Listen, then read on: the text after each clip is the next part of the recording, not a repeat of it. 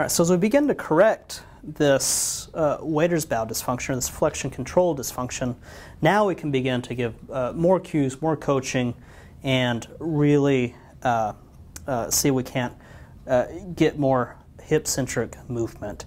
So as we do this, I'm going to ask you to open your feet just about shoulder width or so, whatever's comfortable. Soften your knees.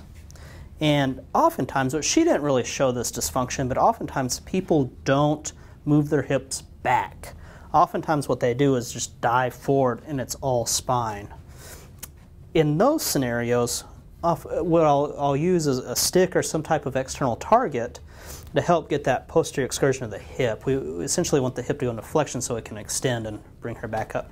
And so I'll say, subject, please give me a VPAC strategy, keep your back straight, and I want you to reach your butt back to the stick and touch this stick.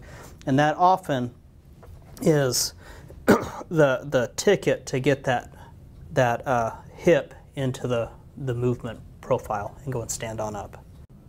All right, oftentimes when we ask people to do this waiter's bow movement, as you can see, when you cross the arms and bend forward, it's less controlled because she doesn't have that input or that closed loop control.